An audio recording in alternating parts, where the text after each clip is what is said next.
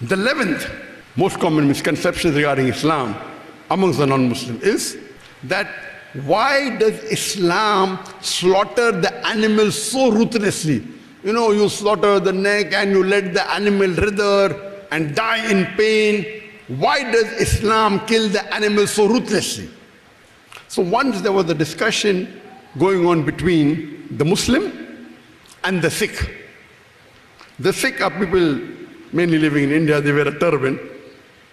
And while they were having a discussion, that Sikh was objecting to the Muslim. That why do you kill the animal so ruthlessly, in pain? One jhatka, one shot, kill it. So our Muslim brother replied, you Sikhs, you are coward, you attack from behind the animal. We are mard ka bachcha, we are macho, we attack from the front. Anyway, this was battle of wits, this is not the reason.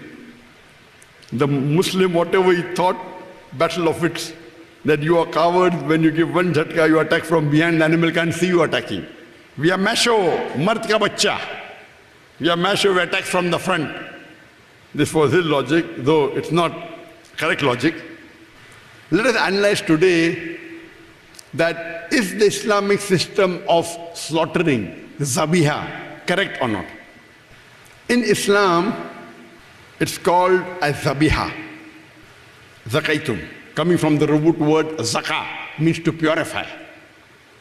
And Islam, when we do zabiha, when we slaughter, there are some Islamic points to be noted. When we slaughter an animal, you should not slaughter in front of another animal. It is as though you're killing him twice. Point number one. When you slaughter an animal, you should not slaughter that animal in front of another animal, because when the animal sees his colleague, his friend being slaughtered, it is as though you're killing him twice. There are many rules and regulations, I'll just mention the main. Number two, the knife which you use for slaughtering should be sharp, so that it is a swift cut and least pain takes place.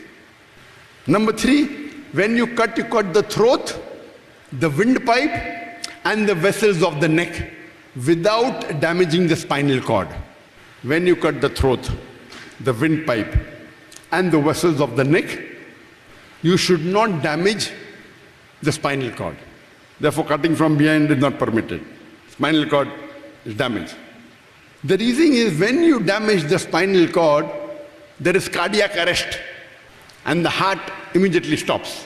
When we cut the throat, the windpipe and the vessels of the neck, the heart is yet pumping and the blood flows out of the body. Within few minutes, the heart is continuously pumping and the blood flows out of the body. The reason in Islam we are supposed to let the blood flow out of the body is because blood is a good media of germs, bacteria and toxins which contain a lot of diseases. So we let the blood flow out so that when we eat the meat, we do not have chances of having the diseases. It's a scientific method. The blood flows out. And even the meat or the chicken slaughtered by the zabiya method, it stays fresh for a longer time. Because the meat, the mutton, the beef, the chicken that is slaughtered by the Islamic method, the blood flows out and the meat, the mutton, the chicken remains fresh for a longer time. All scientific. And many people have a misconception that when in Islam we do zabiha, when we slaughter, the animal writhers and kicks because of pain. No. When we slaughter and when we cut the throat, the windpipe and the vessels of the neck, we also cut the nerve that goes to the brain, which is responsible for feeling of pain. So when we sever the nerve going to the brain responsible for feeling of pain, the animal does not feel pain. It's a humane method of cleaning. The animal writhers and kicks. Why? Because of lack of blood in the muscle is contracting and relaxing to get more blood. So when it is contracting and relaxing, it is writhing. It is kicking. It is not kicking because of pain. It is trying because the blood is flowing out. It's trying to pump.